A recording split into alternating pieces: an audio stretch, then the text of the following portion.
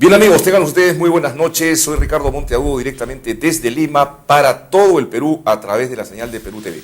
Me acompaña en esta oportunidad la doctora Beatriz Llanos, con quien vamos a conversar una serie de temas vinculados con la participación de la mujer en la política. Beatriz, buenas noches Ricardo, muchas gracias por esta invitación y estoy a tu disposición. Muy amable por tu participación. Bueno, tú formas parte de un equipo de coautores de un libro que se escribió con el apoyo del BID, del Banco Interamericano de Desarrollo, llamado Partidos Políticos y Paridad, la ecuación pendiente. En buena cuenta tiene que haber una igualdad, tiene que haber una ecuación cuasi aritmética entre el número de personas del sexo femenino y del sexo masculino que participan en política. Sí, efectivamente, esta es una investigación que hemos tenido el gusto de presentar la semana pasada en Lima, que se ha hecho en 94 partidos de América Latina, que provienen de 18 países. Ha sido un esfuerzo muy grande de casi 2 años y hemos encontrado resultados interesantes y quizás lo primero que quisiera dejar un poco como sentado, ¿no?, como marco de toda esta discusión que vamos a tener, es por qué los partidos políticos, ¿no? ¿Por qué hemos hecho este trabajo de 2 años? Y es que si nos damos cuenta, aunque los partidos políticos para muchos están en crisis, tienen una serie de problemas de confianza, de fortalecimiento, de necesidad de ser institucionalizados, finalmente en la región todavía siguen cumpliendo una serie de tareas muy importantes, ¿no? Definen programas de gobierno que después se convierten en políticas públicas, designan a los funcionarios públicos, eligen las listas electorales. Entonces nuestra gran pregunta manejan el Parlamento Nacional. Exactamente, o sea, la política sigue canalizándose con menor o mayor éxito a través de los partidos políticos, al menos a nivel formal. Entonces lo que queríamos saber es de qué manera los partidos son un factor de promoción o quizá de contención de la participación de la mujer. Y esa es la interrogante que ha sido respondida a través de diferentes cifras que vamos a comentar. ¿Cuáles son las conclusiones más importantes, digamos, a las que han llegado? Primero, en el ámbito de América Latina en general, creo que me comentaste que Costa Rica, como siempre, podía ser un modelo, ¿no es cierto? Sí, efectivamente. Y después, específicamente, en nuestro país, en el Perú. Sí. ¿Cómo está la cosa? Bueno, lo que estamos observando es que los partidos políticos tienen muchas mujeres en la base, ¿no? Porque hay también toda la idea de que a las mujeres no les gusta participar en política. Las mujeres constituyen en los países para los cuales hemos obtenido datos el 51% de la militancia, ¿no? Lo cual además se corresponde con los niveles poblacionales de la mujer. La mujer en muchos países es más del 50% de la población. Se corresponde también con el 50% de los electorados que ya constituye la mujer en muchos países, incluso más en algunos. Entonces las mujeres están en la base en la política. El problema es que no están llegando a los puestos de decisión de los partidos, donde se toman, donde se deciden las principales estrategias, donde se toman las principales decisiones. Entonces una cifra que nosotros hemos logrado compilar a través de este análisis es que las mujeres solo representan el 19% de los comités ejecutivos, y mujeres que estén liderando los partidos políticos como secretarias generales o como presidentas apenas tenemos un 16%. Entonces, hay un problema aquí en el sentido de que los partidos todavía siguen trabajando bajo una lógica masculina, ¿no? Y no siempre promueven a la mujer a las posiciones más altas o les dan oportunidades. Cuando hay cuotas, cuando hay acciones que obligan a los partidos a que pongan más mujeres, como en el caso peruano, encontramos mejores resultados. En el caso peruano sí tenemos que en los partidos analizados hay un 31% de mujeres. O sea, no estamos mal, digamos, en la tabla de América Latina. No estamos mal, estamos más o menos ahí. En el medio.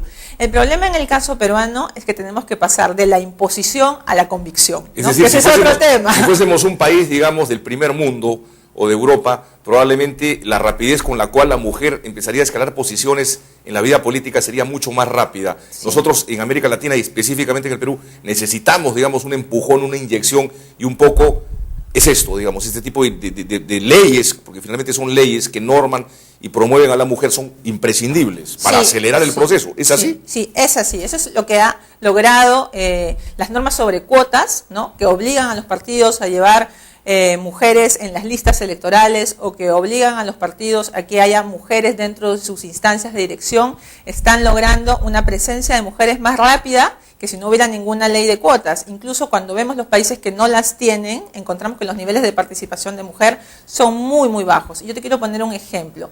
Chile. Chile ha tenido una presidenta mujer, con lo cual nosotros podríamos decir, bueno, el tema de la igualdad entre hombres y mujeres ya está resuelto. Bueno, sí y no, es decir, Bachelet ha tenido una influencia muy potente en la política, no solamente de Chile, sino en demostrar hasta dónde puede llegar una mujer. Pero si tú analizas el porcentaje de mujeres que llevaban los partidos en las listas al Parlamento, te encuentras que solo 1 de cada 10 era mujer.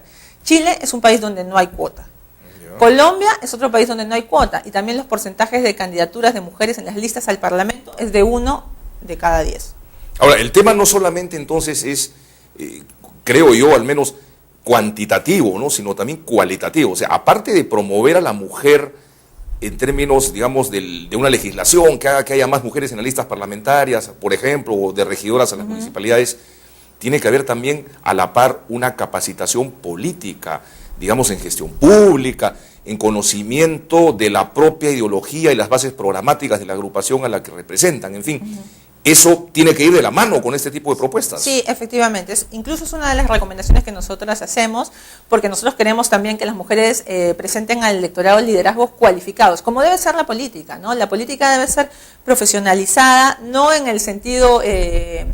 en el mal sentido que muchas veces entendemos en el Perú o en algunos países, no de profesional que solamente renta de la política, ¿no?, sino profesional que sabe tomar las decisiones, que está preparado. Entonces, en ese sentido, en el caso de las mujeres, yo diría que hombres y mujeres, pero en el caso de las mujeres es esencial el tema de la capacitación en temas de gestión pública, también por un motivo fundamental, que es que la mujer, como ha llegado tarde a la política, como muchas veces los espacios donde ella se desarrolla, que son los partidos, no son tan propicios a la participación de la mujer, hay la necesidad de fortalecerla para que una vez que llega a los puestos de decisión pueda tener una gestión eficiente.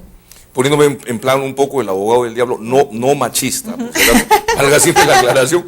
Digamos, mucha gente sostiene que, por ejemplo, en el mundo de la empresa, la mujer en los últimos años en el Perú y en el mundo viene adquiriendo, digamos, posiciones que antes no tenía, y que eso es consecuencia del mercado, digamos, del desarrollo, de la cultura, la educación, y que no serían necesarias leyes especiales para promover en el campo político a la mujer, que eso también va a ser fruto, digamos, del tiempo, del desarrollo, de la cultura y de la educación.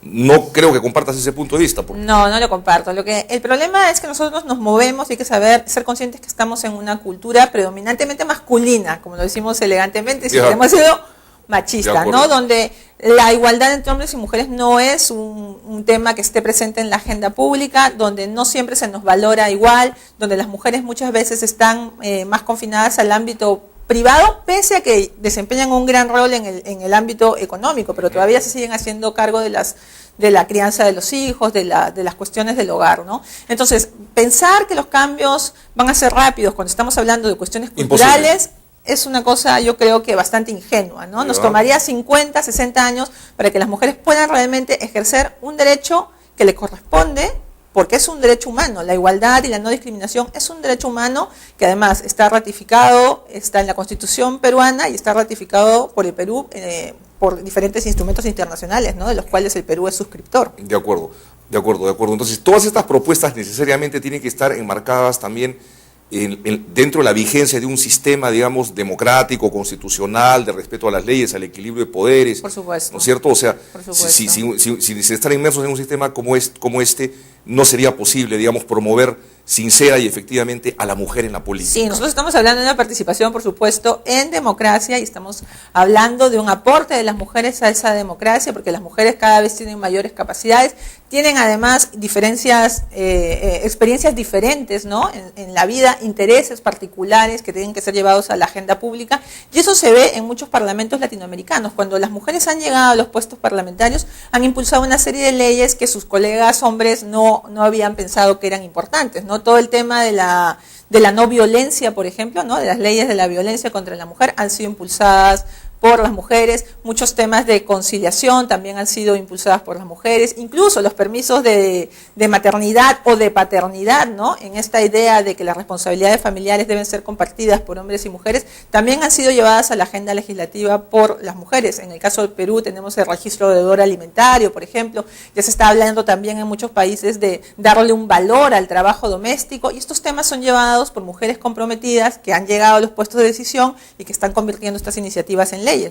De acuerdo. Ahora, volviendo un poco al tema del sistema de partidos políticos y de la organización electoral del Perú, ¿no crees tú que contribuiría también a promover más a la mujer el fortalecimiento de los partidos políticos, voy a decir una cosa que de repente no les va a gustar a muchos, el agrandamiento de la representación congresal, digamos un congreso reducido de 130 representantes en comparación a la población del Perú, no solamente le da menos posibilidades a los postulantes varones, sino por supuesto a las mujeres. Entonces, debería haber una reforma político-electoral que incorpore una serie de reformas, por ejemplo, la eliminación del voto preferencial, fortalecimiento de los partidos políticos, ampliación del Congreso, bicameralidad. Sí, hay ya una serie de reformas en el Parlamento peruano, lamentablemente no se han puesto de acuerdo los actores políticos para debatirlo, ya se ha incrementado de 120 a 130 el número de parlamentarios. Es cierto que a nivel latinoamericano, y ese es el problema, muchas veces los peruanos solamente nos miramos nosotros, ¿no? Y no vemos los datos comparativos,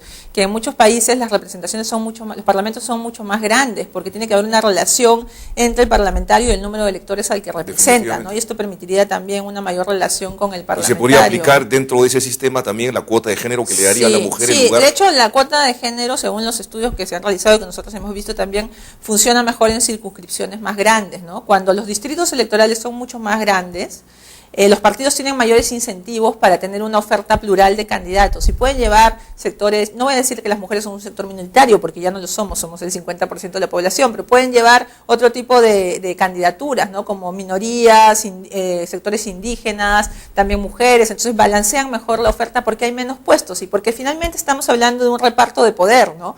O sea, si ponemos más mujeres es que va a haber menos hombres, entonces cuando estamos hablando de este tipo de situaciones no siempre es fácil desprenderse del poder. Estamos hablando de reformas en las formas de participación, o sea, del poder en buena cuenta y de representación. Y de representación de intereses que no solamente son un tipo de interés, ¿no? En los intereses no solamente son los de los hombres o los de determinados candidatos a los que estamos acostumbrados. De acuerdo, Beatriz, me enseñas, vamos a unos cortecitos comerciales y regresamos en breve. Estamos con Beatriz Llanos conversando sobre participación de la mujer en la política, coautora de un libro bajo los auspicios del BIT, denominado Partidos Políticos y Paridad, la ecuación pendiente. Hay muchas cosas pendientes en el país. También. Regresamos.